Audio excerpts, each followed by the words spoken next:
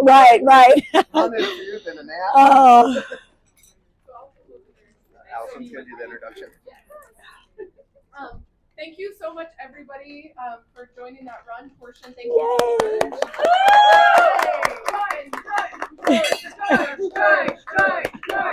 Yay! Always wanted to call. And so just want to let everyone, I'm going to introduce our author here in a moment. But obviously, thank you so much to everyone who joined for the Q&A portion. Feel welcome to join us always for any portion of our events that you feel comfortable doing. If you're not up for the movement portion, you can always join the Q&A, and we're so happy to have you. And I wanted to let you know, thank you for purchasing books from Jordan at 3 Avenues Books. She'll be here the whole time, so you can please feel free to keep shopping, maybe do some holiday shopping, and remember that all of the proceeds go to Palestine Legal. So thank you for that, Jordan. And then after we do the Q&A, stick around. I'm going to do a raffle, and I'll give some announcements. So I'm going to pass it off to George in a second. But here is our wonderful author who everybody knows needs no introduction. And yet. Here we are. Okay, so the daughter of immigrants, Sahar explores Palestinian heritage in her writing. She earned her MFA from fiction from Columbia College, and her debut novel, The Beauty of Your Face, was named a New York Times Best Book Review Notable Books of 2020 and a finalist for the 2021 Palestinian Book Award. She writes and teaches outside of Chicago. Yeah. And we're so grateful that you're here. And if everybody, I didn't share this publicly, but we give authors an honorarium, and Sahar donated hers to Palestine Legal in Palestine. Yeah. So she's not charging a fee here, which is like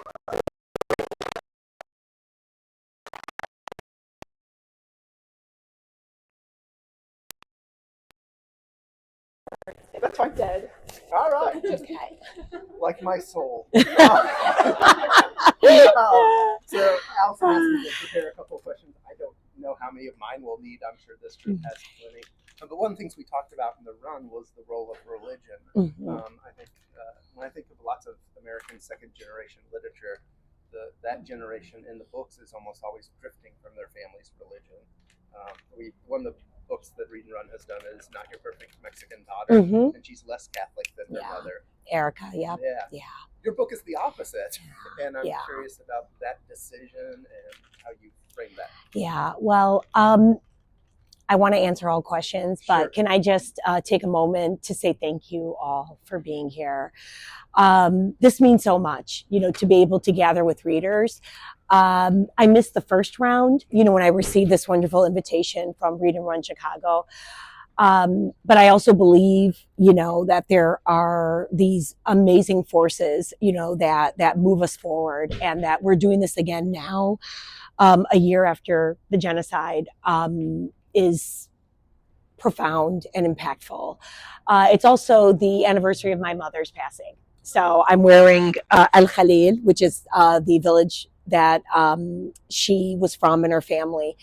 And even that feels poignant, and I didn't really, it didn't really click, so I really appreciate the space. And so thank you, Read and Run. Thank you, Al Bawadi, because this is also where I have my writers group, but we've never been in the tent. So so they are 2 non-Arab amazing women who I met in a cohort, and we decided to continue to basically share our work. So we're usually in the inside, and the staff is always so gracious because because we don't get to the writing actually, immediately. It's always, all this other stuff. And then of course, so it always takes about maybe 15, 20 minutes before we even order. And they're so wonderful. So thank you. It feels like home, for so many reasons. I forgot your question, George. No, just kidding. And by the way, I got to meet George because of another invitation, Valparaiso University, and that was so lovely. And it's just, I'm in a time warp, so it's like, when did that happen? So it's so great. With Chris Rice, and who had me in her class. So it's just so wonderful, that these relationships overlap and intertwine. So, you know what? I guess the short answer for that is that I hadn't read a book quite like the one that I ended up writing that was about, in the beginning, this battle of assimilation with Neda, the first daughter, and then a family turning to Islam in this really beautiful way, but not naturally, right? Not, I just know so many families, and I'm seeing some faces here, people who are either, new friends, older friends who, this was, just part of the fabric of their families, but with Afaf's family, it comes because of tragedy, right? And because this just, horrible fracture, after Neda is gone. And so I received so many messages, and I'm so heartened because this book was published during basically the pandemic, right? So I didn't even get to see readers. Zoom opened up a whole other world, which is amazing. And I think the biggest praise were the messages of, I feel seen. This is a book that, doesn't villainize us, doesn't have the children running away, from faith and from Arabness and all the rest of it. Now, and that was deliberate because I wrote this. Anybody has done any research or has read interviews, because of the horrible hate crimes, the hate killings of 3 Muslim Americans in North Carolina. That was in 2015, and it completely rattled me as a teacher. I just think about, and side note, the moment when they come face to face, that what she ends up doing is courtesy of the active shooter trainings that I get as a teacher. But I never thought it would. I never, imagined an experience that was not maybe because of a child being on the fringe, like being bullied, coming to school, like, so this just, kind of, shook me to the core, as, thousands of others, I imagine.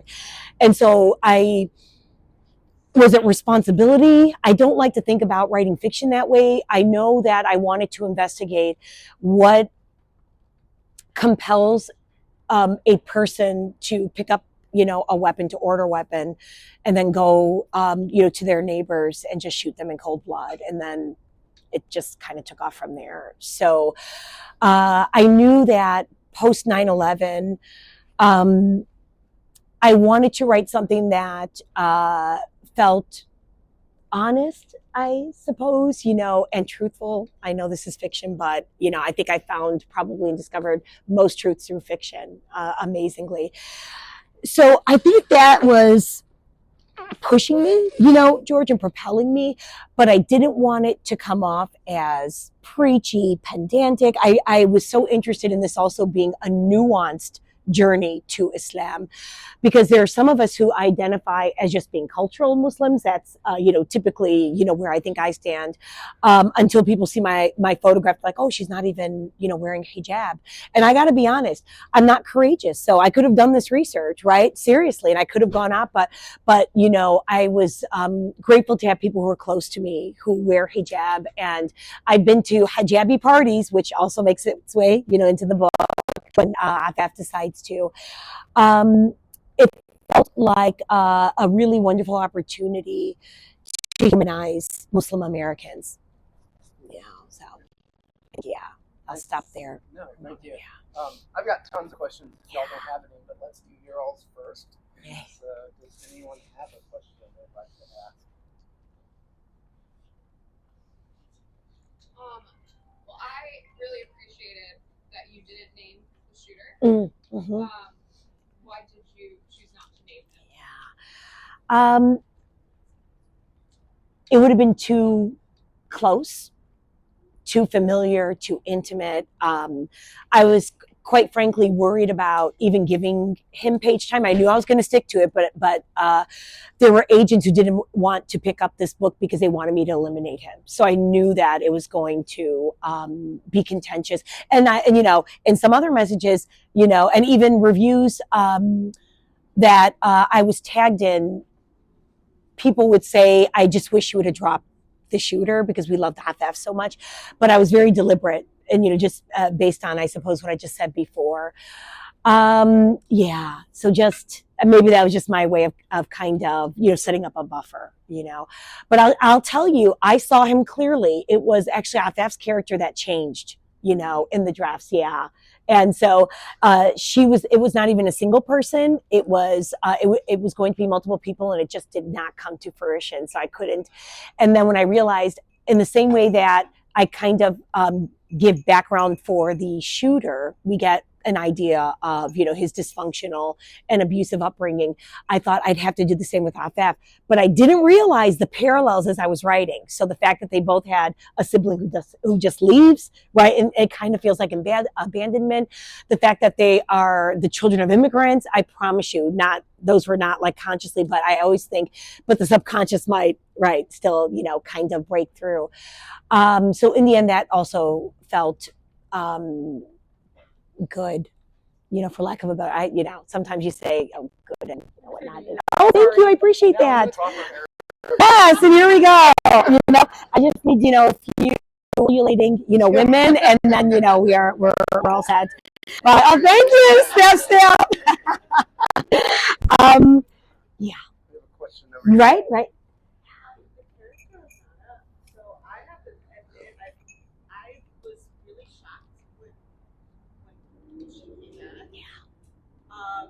That was, and I rarely get some shocked in a book. Oh, great. So okay. I was like, what?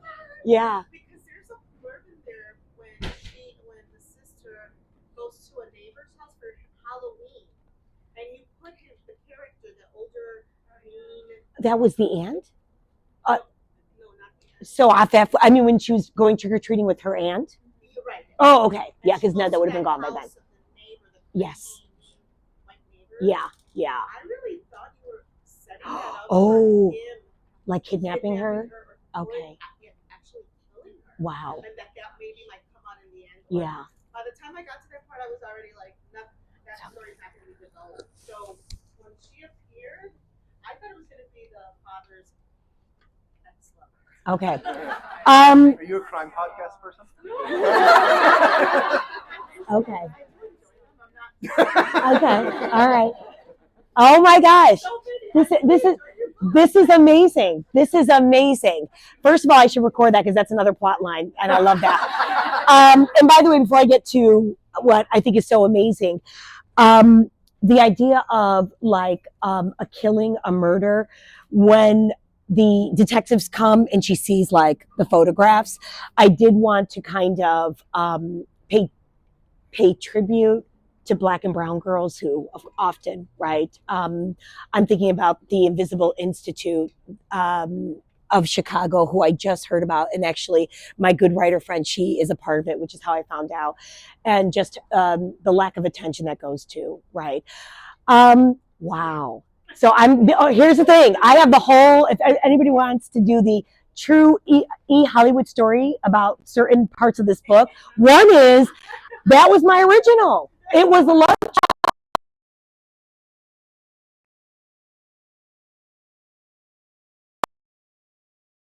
when you get into the editing, and sometimes I forget if it was my editor or if it was my agent who said, okay, Sahar, readers love patterns. How can we not bring Nada back? And then so I basically, I don't even know that I did a whole, I'm trying to remember. No, I know I fleshed it out because that would have been the shock, the love child and her looking familiar, right? But not quite. And I have to say, there were some things that I'm so grateful to agents and editors, because it was so lovely to give Neda back as we took Baba away, which to me was just so heart-wrenching. That was one of the more difficult chapters. So so that was like the editors, the agents were like, but wouldn't this be, which is so interesting.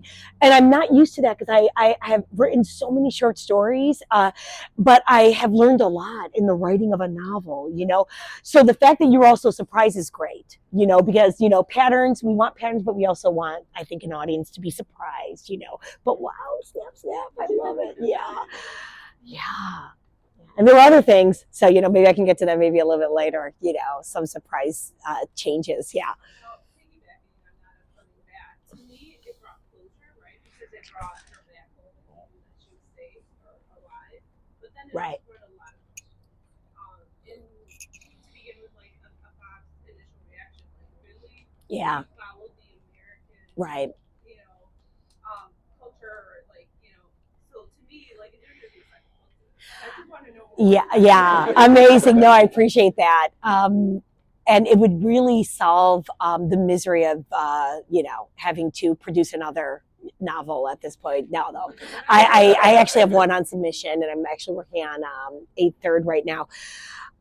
So when I had to then write her back in, I had to think about what was that going to look like, and I thought, what would that destiny then have been for her?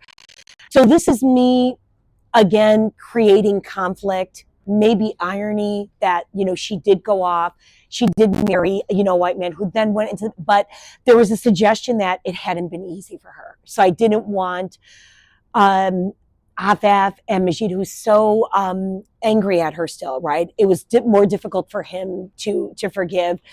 I wanted that to still be problematic, but ultimately, when she survives the shooting, at that point there had been more time, to kind of rekindle, and it felt good. I felt at some peace, ultimately with Nada, but I didn't want it to be an easy forgiveness, which is why it was helpful to have like Majid, because with Afaf, she had gone through the pilgrimage, and not having mama, also. It's so interesting who then we end up leaning on in the absence of other people who are supposed to be, there for us.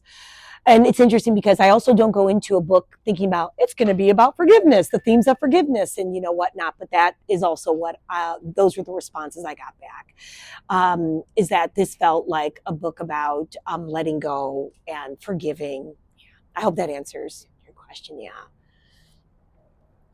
Oh, I'm sorry. One more thing. I did have one, actually from the New York Times, who said every one of the characters deserves a book. So I'm like, wow, okay, yeah. So that's again such wonderful praise. So thank you, for loving her, because so many people are so angry and pissed at, Neda. Yeah.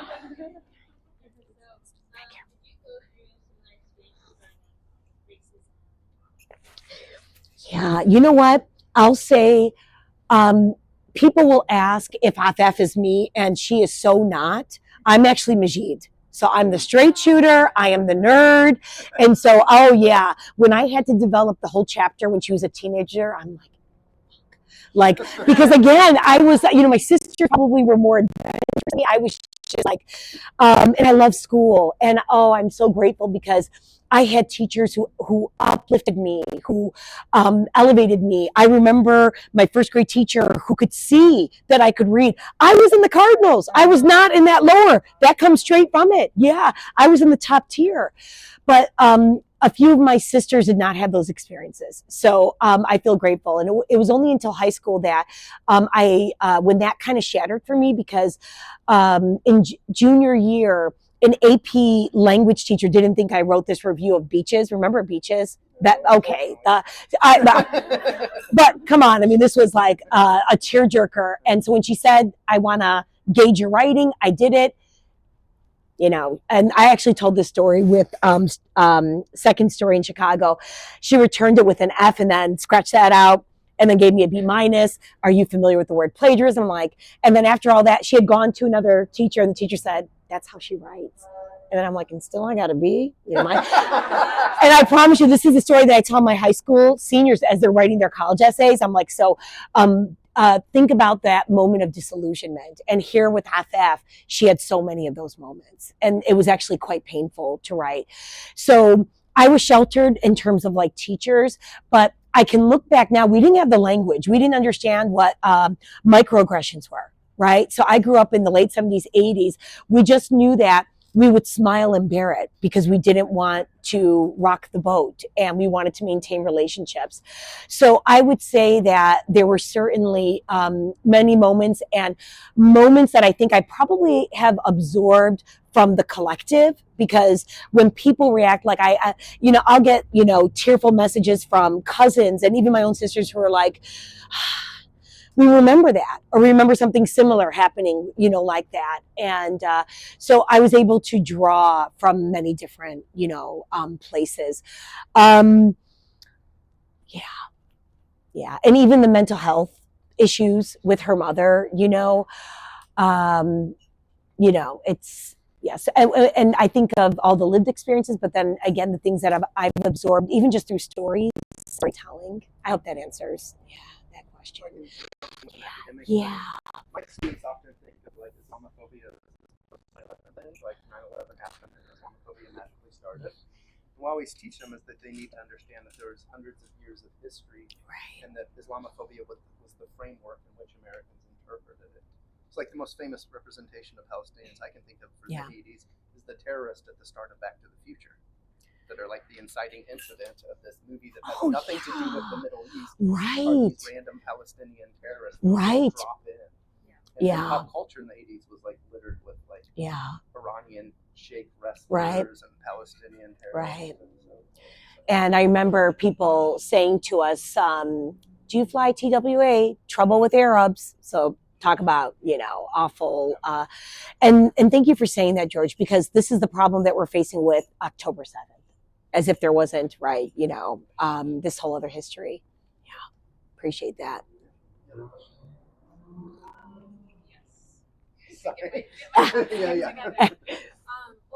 when I was reading about the shooter, and especially the part where he had the altercation with his neighbor, the Indian family, it reminded me a lot about the shooting of the landlord in North Carolina with Deanna. I'm wondering also, though, because it became a school shooting, was there any history to that? Like, I kept looking up shootings in Bridgeview, school shootings. Oh, interesting. Yeah. Oh, sure. Which is basically what I model as much as I could, right? Yeah. Universal Aqsa School. No. And so that part of it also changed. So when I had multiple characters, it was actually going to be, speaking of running, it was going to be, if you're familiar with Moraine Valley's Run for Peace, so it was going to be that kind of a setting with the shooter. Yeah. And so, but when it wasn't working with these individual or multiple, I should say, storylines, I had to go back to, the writing board, and then Afaf materialized, because I realized, again, it had to be about the origin stories, which I'm always familiar with, which is what started me with the shooter. I'm like, why did, where did he come from? He didn't just, wake up. So yeah. And God forbid, right, as if y'all don't know Moraine Valley, it's a community college south of here that does some really cool programming around Muslim and Arab culture. Amazing. Yeah. Amazing community. Yeah. And then I see in the back too. Yeah. Can you talk a little bit about your decision or process to include that scene with Afaf and the shooter where they meet in the prison and he breaks down Yeah. Okay, so here's another big one. And I think you're going to be happy about this. In my original, she dies. And yeah, so again, and this was definitely from my agents who said, but why? Right? And this is me pessimistic, thinking this is usually how it goes, right? And me also, and I've done this a lot with my earlier work, I feel like, especially in the short stories. And I remember a really good friend of mine, Nina Delaria, we actually taught together, and then we edited a magazine together. She said, you know what, Sahar, it doesn't have to be, rainbows and rose gardens, but you don't need to cut out hope. Like, hope can live. And I love that, because that's kind of been the way I think about my endings. So they're not always happy, but it feels like there's a potential maybe for change. And so they said, why can't she triumph? Why can't, she survive this? And I was like, okay. And that part was such meaningful writing then, because I had to imagine, how does she come back from this? And then what ended up happening was actually quite beautiful, because it felt like, she and Bilal, they switch roles. He was always the one like, we gotta let our kids grow up. We gotta, and he wanted, he didn't want Azmiya to leave. And she, at this point, I felt like I have witnessed death. nothing can touch me. And it wasn't even arrogance. She just kind of, the Arabic word I think is like intafa alba, and it's like this shutting down of her spirit that almost makes her impervious. And so as she's recovering, I'm imagining myself still being incredibly scared and frightened, but then being pissed, right, at all this loss of life, being so angry. And in the same way that I think maybe I started with why did that neighbor go to, the home of these three young, optimistic human beings who had their whole lives ahead of them. That's where I started writing from. But I didn't want him to give an answer because I don't know. And that would have felt too convenient. And I got to be honest too. The other thing is, I don't know that I want to make anyone feel better, except maybe for my immediate community. So I'm going to be selfish with that. And I hope you can understand this. I don't want people to end up feeling better, about their role in our in the chaos of our society and hatred. I think even if you are not, you don't have an act in it, what are you doing to be anti-racist? Like, and those terms only come as an educator now through the work of, other amazing Black and brown scholars and educators and influencers. It's not enough to say, I'm not racist, right? So that's, I think, where, I was thinking about that. I didn't want to give him words then, right? So I hope that was okay. Yeah. Oh, all right. I'm still thinking about the Back to the Future comment that you made. And this is moving a little bit away from the book, but I wanted to get both your observations. In what ways do you find it, do you maybe find any uniqueness on how much we decontextualize like the plight of Palestinians and Palestinian Americans, or do you feel like that's like very similar to how we decontextualize the plight of other marginalized people? I'd love to know sort of your anecdotes or like observations in that. So when you say decontextualize, we're talking about there being a narrative, right? I think for me then, George, I would love to hear what your thoughts on this. I think I'm still in this space of the narrative not even being completely and well told, and it being co-opted, changed, excised, erased. I hope I haven't done that with the Muslim narrative in this book, but that's maybe another conversation. So for me, I think I've been writing from this space and place for so long that there aren't even enough stories, but I want George to answer because maybe the decontextualizer, you're seeing this, in a different way. Yeah, so I think there's a few different historical narratives I'd go to. So one I mentioned at the beginning, we talked about the first way we can document Arabs and Muslims in the U.S. is through the slave trade. We can document Islamophobia even earlier, right? So Columbus comes to the Americas out of the Crusades. He gets to the islands. He describes them as Muslims. Cortez gets to the Mayan Peninsula, and he describes the step pyramids as being like mosques. John Smith comes to Virginia, and he's coming from the Crusades. So historically, we can say Islamophobia predates Islam in the Americas. So it's always been the framework of understanding things. In the same way that patriarchy and anti-Black racism have always been the framework for understanding things in the U.S. So I'd say that for one. The second thing is that in a similar way, the pro-Israeli narrative becomes mainstream in the U.S. before the pro-Palestinian narrative is. And that primarily doesn't happen until about the 1960s with the book and the film Pacifist, which is this very pro-Israeli book that was a bestseller, and then a film with Paul Newman. And in the film, they were like, we want to give the Palestinians more motivation and make it less racist than the book. So they give them weird ties to Nazis, and it actually didn't make it less racist. It just made it more problematic in a different way. So we see that happening. And then towards the decontextualization, I think the other thing that happened, and then U.S. Islamophobia kind of in the Cold War becomes securitized. It gets tied to the military and security policy. Old racism was more raceless, they're exotic over there. New racism is that they're terrorists, they're dangerous.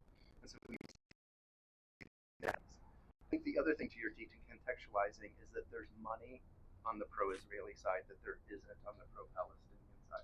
There isn't a ton of money. As lobbying goes, AIPAC is not like the NRA or the drug industry or this kind of thing. But Arabs and Muslims are such a small percentage of the U.S. population that it's not counterbalanced. So like the drug industry is counterbalanced by the American Association of Retired People. There's some debate that's allowed to happen. From the AIPAC just sucked all the oxygen out of the room. And it made U.S. policy not just more Israeli, it made it more right-wing Israeli.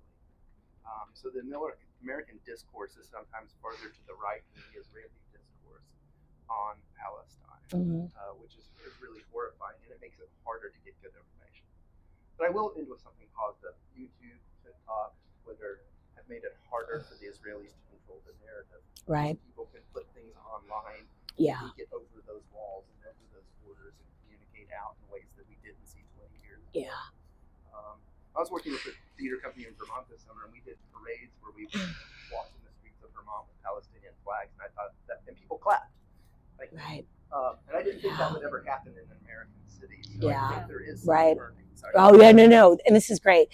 And so even before the 1960s, and we were talking about Wafa Ighnam, Jordan and I, for Tatreez and Tea, the book.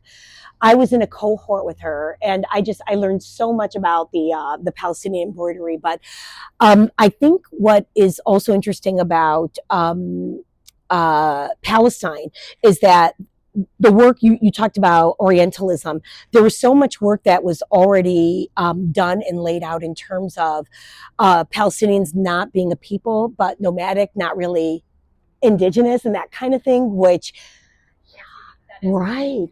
And this field, absolutely. And so that's one of those things that only as an adult did I appreciate it and learn, and just through writing. And I just feel like, I've just been newly educated.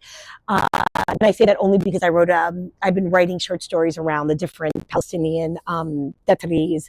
And, there are so many of the photography, it's just so reductive. Bedouin praying, Bedouin mother with child, and I did some more research, and it's just heart-wrenching because that had already been in the works. Yeah.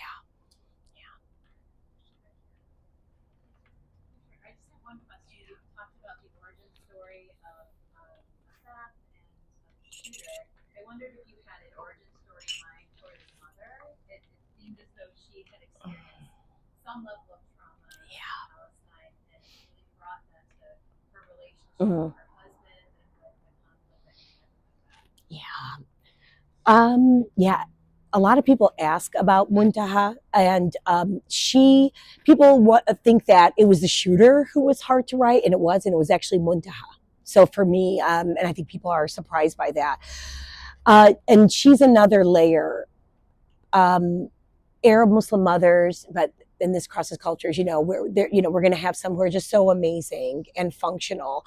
But I don't know that I've seen one like Muntaha who's actually dealing with mental illness. I don't know if this is apparent, because some people ask, did it happen because of losing Nada? And what you're asking is so important, because you're saying maybe she carried this. I imagined her. So if you're asking me to imagine, outside of the book, outside of the margins, she was pretty happy at home. So what I imagined was, mental illness just kind of being a feature that maybe was there, and then kind of buds with leaving Palestine and thinking it was going to be a good thing, and it wasn't. And that's why she so very much wanted to return home, which also feels that wasn't the narrative that I grew up with. Like, both my parents loved America. My mom is like, we are not. She and her sister were the only ones married, outside of their town, which was heard of. And they're very conservative. Her family was from El Khalil and Hebron.